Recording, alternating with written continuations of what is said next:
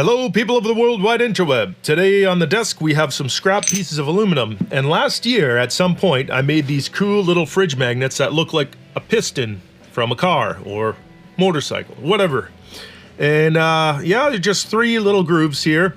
I did not dish out the top of the piston, so maybe this time maybe I'll do a few extra little details and maybe make it a little bit more scale appropriate, maybe even drill a hole through there. We'll see. But these are just scraps that one of my neighbors got from the machine shop that they work at.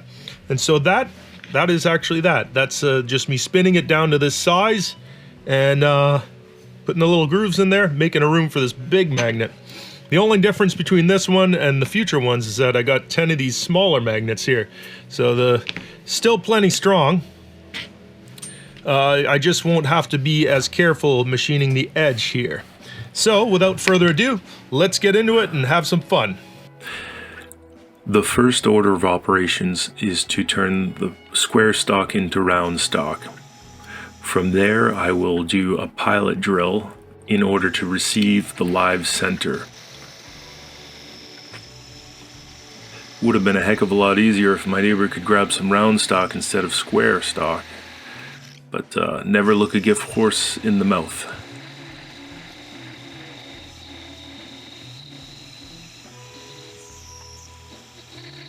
I'm using the dial indicator in order to make sure that the shaft is sitting somewhat true inside of the 3-jaw chuck.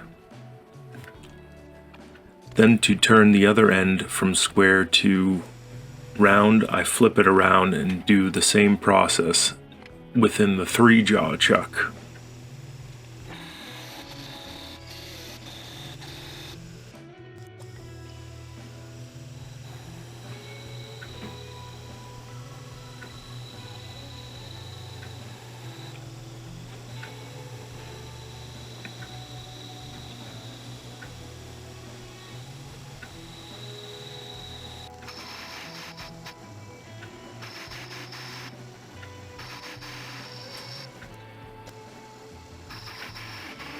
Now here I'm cutting in the grooves that would be piston rings if this was actually a real piston. And now I'm splitting it apart, and I will use a small saw to cut it apart.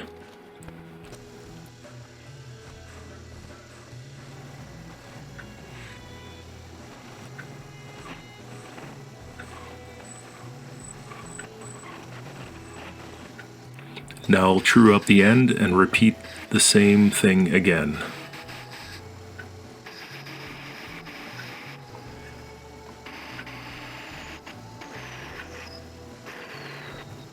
Three grooves and then split it. What I've done here is I've put masking tape on the surface in order to not mar up the outside of the newly milled pieces. And I'm also drilling a hole in the center in order to receive the magnet. The general shape has been cut out now. It's time to glue in the magnets. I've got some JB Weld that I'm mixing up on a little piece of plastic here. Polymers are your friends. Plastic and epoxy do not mix. So what I did is I put a steel plate down on my bench, some packing tape, and then I put the magnets on top of the packing tape.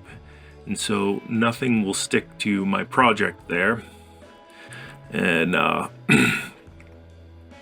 this way here I can put some clamps down and they will stay like this overnight.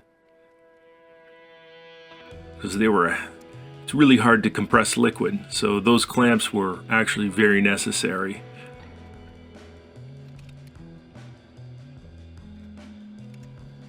When I pop the clamps off, it will be the next day.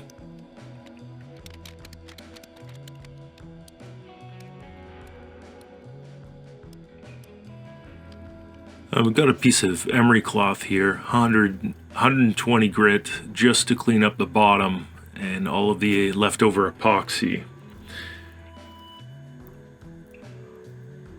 I'm using a popsicle stick and a marker here just to make a general guideline to keep everything visually 90 degrees while I drill holes and file and cut.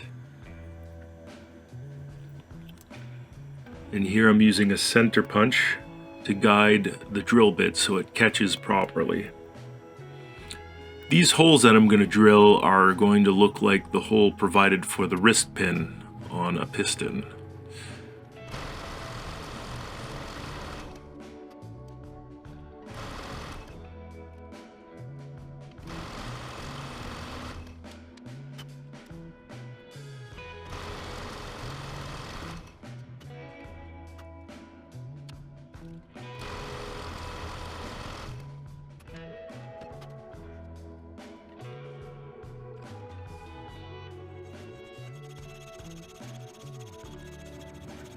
Using the hacksaw in conjunction with a file and a card file to clean out the file from all of the aluminum shavings, which is really gummy. Aluminum is really gummy stuff, and it will mess up your blades and your files. Look at that stuff.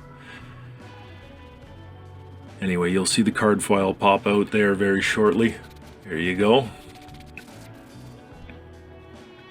And so I'm giving them a little bit of a shoulder, like a real piston. Now this was a very tedious process, but it really made these things look legitimate, if I'm honest.